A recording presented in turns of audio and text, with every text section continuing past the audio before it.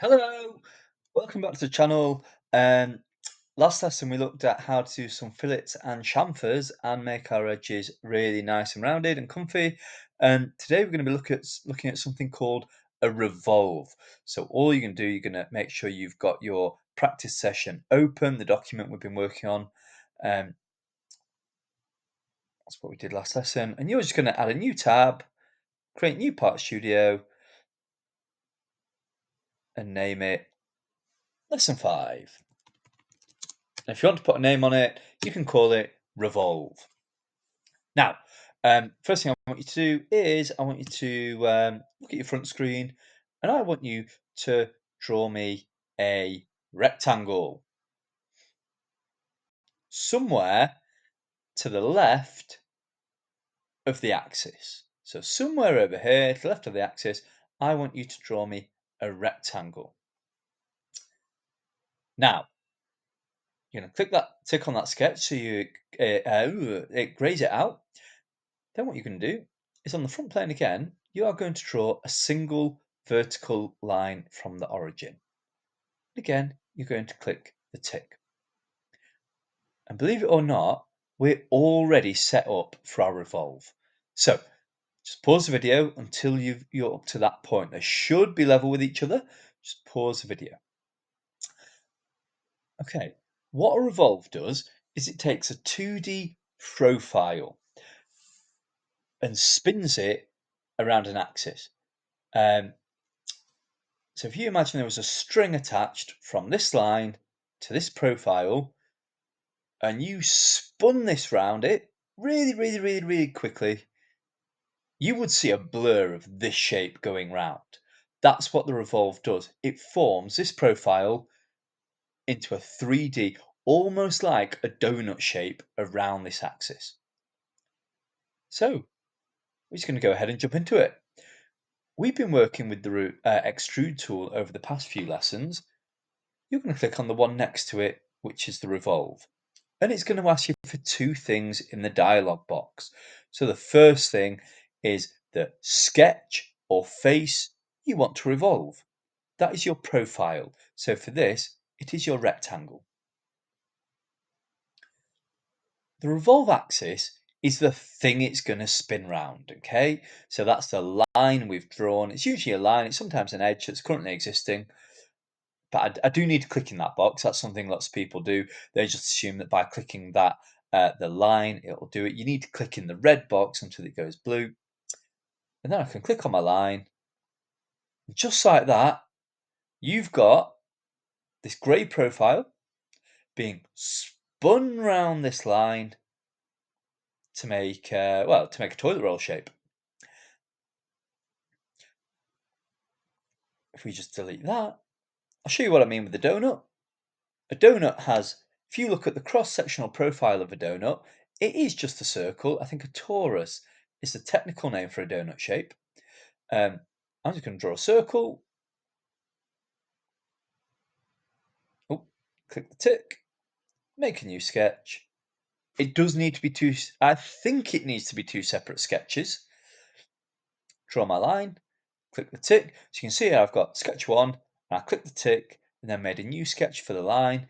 If I now, and you can have a go at this as well, doing it with a circle. If I click revolve, you can make your own donut by clicking, first of all, the profile, the face that I've drawn. And secondly, clicking where it says revolve axis, it will go blue. And then clicking my axis, and there you go. You've got a like a rubber ring or a donut shape. And how easy was that? That was literally 3 buttons. I bet some of you are wondering how I deleted it once I'd done it. All I do, if I've got a shape and I just want to delete it, so click and drag some, well, first of all, press escape, so I'm not in my dimension mode or sketch mode or any other mode, so you can see my plane cursors appeared. I just click and drag around the whole shape, and that'll delete the most recent step, so the revolve. I'm still left with the sketch, but all I need to do is just click and drag again, press delete, and it'll delete my sketch as well. Okay, there's a few things we need to address once we've got the hang of the basics. First thing is, I'm going to keep my axis there. We need to consider how close or how far my profile is from the axis. So if my profile is right against the axis and I spin it round, who thinks they know what that shape's going to look like? Click Revolve, I click my profile, click the axis, final chance. It's just going to be a cylinder because I've not left a gap between the edge of my profile and the axis. There's no middle, there's no hole in the middle. Okay.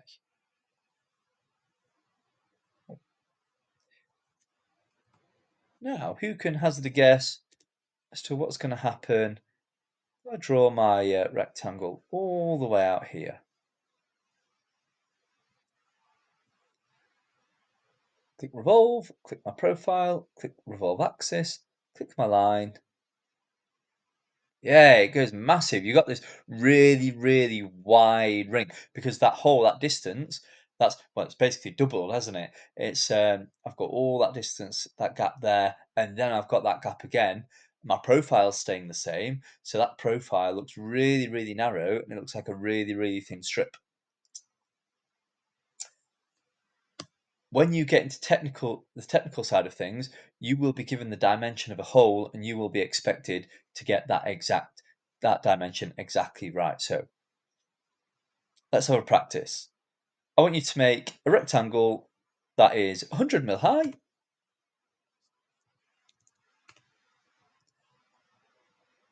and 50 mil wide. And if my hole needs to be 100 mil across, who can tell me what I'm going to dimension, how big this gap should be between this line here and my axis?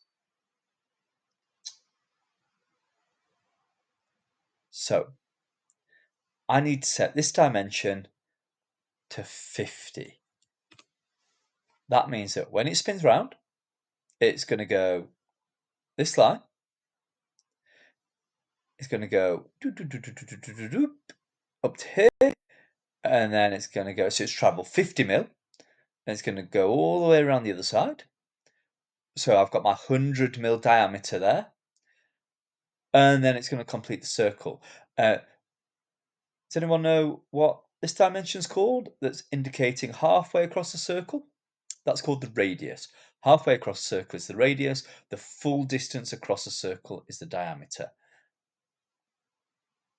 If I just set that going now, we can prove that that's right by just drawing my line. And again, it's going to be quite rough. Oh, there you go. No, it's not. It's going to be exactly 100. Okay, what you're going to do now, and this is the fun bit, this is probably the funnest bit that you've had to do yet. You're going to draw using, again, the spline and line tool. Oop. You're going to draw me a profile. And as long as none of the lines intersect, and it's a closed shape,